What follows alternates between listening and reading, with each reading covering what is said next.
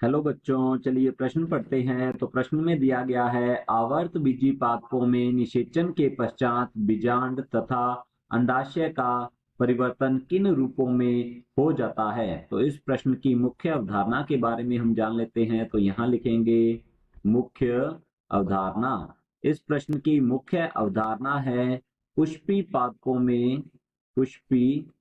पादपों अर्थात पुष्पीय पादपों में लैंगिक जनन। तो लिख लेते हैं लैंगिक जनन।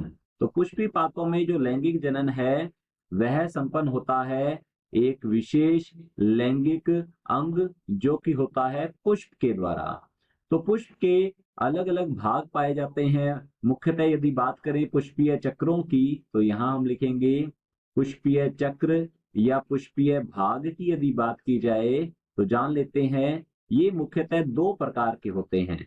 तो यहाँ लिखेंगे दो प्रकार के हैं। एक तो होते हैं सहायक सहायक पुष्पीय भाग या सहायक चक्र, और दूसरे होते हैं जनन या आवश्यक चक्र।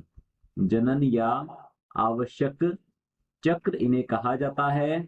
सहायक चक्रों में पाए जाते हैं बाह्य दलपुंज।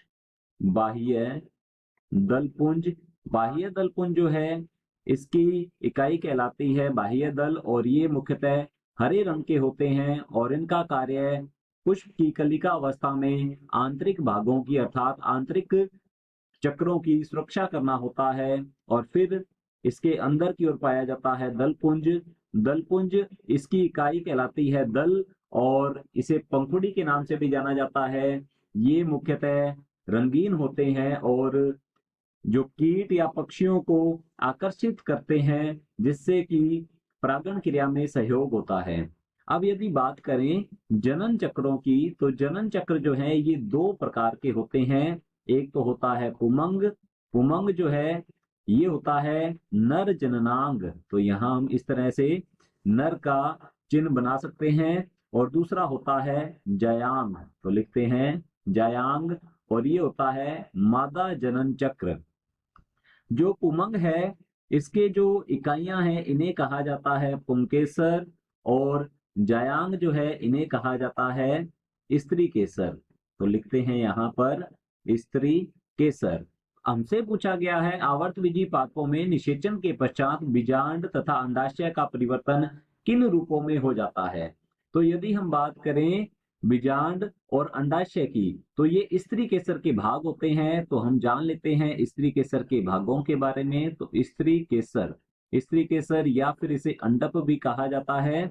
स्त्री केसर या अंडप जो है इसके भाग होते हैं जैसे कि वर्तिकाग्र, वर्तिका वर्तिका, अंडाशय अंडाशय और अंडाशय में पाया जाता है बीजांड। तो यहाँ लिखेंगे अंडाशय में बीजांड पाया जाता है जिसे गुरु बीजाणुधानी के नाम से भी हम जानते हैं।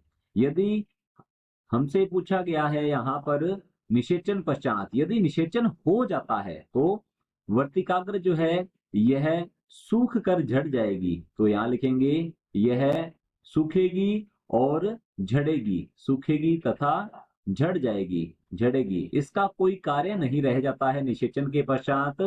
वर्तिका का भी यही होता है, ये भी सूखेगी और झड़ेगी। इसके अलावा अंडाशय की यदि बात की जाए तो अंडाशय भित्ति जो है यह फल भित्ति में रूपांतरित होती है। तो अंडाशय से फल का निर्माण होता है और बीजांड जो है यह बीज में परिवर्तित हो जाता है।